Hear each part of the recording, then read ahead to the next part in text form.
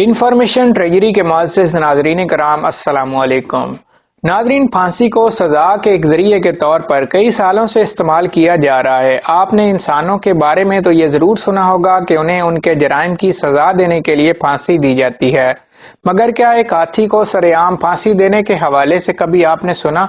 جی ہاں ناظرین، تاریخ میں ایک ہتھنی ایسی بھی تھی جسے سرے عام 2500 افراد کے سامنے پھانسی دی گئی۔ آخر اس بے زبان جانور کا قصور کیا تھا؟ کیا زمانہ قدیم میں جانوروں کو بھی ایسے ہی سزائیں دی جاتی تھیں؟ آج کی اس ویڈیو میں ہم آپ کو یہی سب کچھ بتائیں گے، لہذا آپ سے گزارش ہے کہ ویڈیو کو آخر تک لازمی دیکھیے گا، اور مزید ایسی دلچسپ ویڈیوز دیکھنے کے لیے ویڈیو کو لائک اور چینل کو سبسکرائب ضرور کر دیجیے گا۔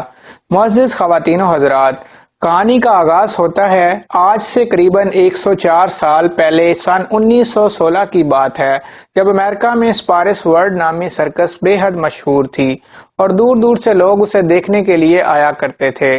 ستمبر کے مہینے میں اس سرکس کے لیے میری نامی ایک ہتھنی کو لایا گیا تاکہ اس کے حیرت انگیز کرتبوں سے شائقین لطف اندوز ہو سکے۔ اس ہتھنی کی دیکھ بھال کے لیے ریڈ ایلڈرچ نامی ایک شخص کو رکھا گیا جو کہ ہوٹل ورکر تھا اور اسے جانوروں کی دیکھ بھال کرنے کا کوئی تجربہ نہ تھا۔ ریڈ ایلڈرچ کی ذمہ داری تھی کہ وہ میری کو قریب والے تالاب پر لے جا کر پانی پلائے اور اسے گھمائے پھرائے۔ دوستو، ایک دن تالاب پر جاتے ہوئے راستے میں میری کو خربوزے کا ایک ٹکڑا نظر آیا جسے کھانے کے لیے اچانک نیچے بیٹھ گئی۔ یہ دیکھ کر ریڈ سے برداشت نہ ہوا اور ہتھنی کو جلدی اٹھانے کے لیے اس نے ایک چھڑی میری کے کان کے پیچھے دے ماری۔ نگران کی حرکت سے ہتھنی انتہائی اشتعال میں آ گئی۔ اس نے ریڈ ایلڈرچ کو اپنے سونڈ میں جکڑا اور اسے اٹھا کر بری طرح ایک درخت پر دے مارا۔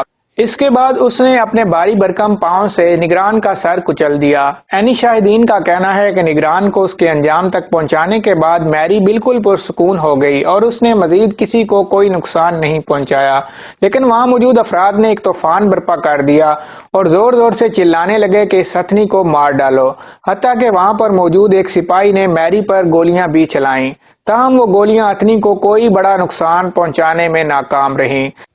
ناظرین، یہ واقعہ جنگل میں لگی آگ کی طرح بڑی تیزی سے پھیل گیا۔ مقامی افراد نے یہ مطالبہ شروع کر دیا کہ ان کے گھروں کے قریب سے ایسی سرکس کو ہٹا دیا جائے جس میں ایک مست ہاتھی موجود ہے جو کسی بھی دن خطرناک ثابت ہو سکتا ہے۔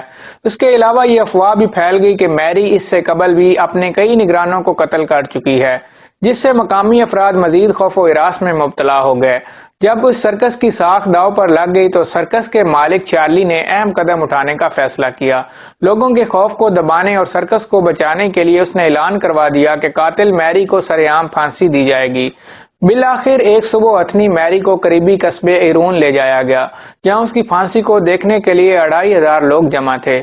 دوستو، میری کے گلے کے گرد ایک مضبوط دھاتی زنجیر باندھی گئی اور اسے کرین کی مدد سے اوپر اٹھایا جانے لگا، لیکن ابھی میری ذرا ہی اوپر اٹھی تھی کہ زنجیر ٹوٹ گئی اور میری زوردار دھماکے کے ساتھ نیچے گر پڑی۔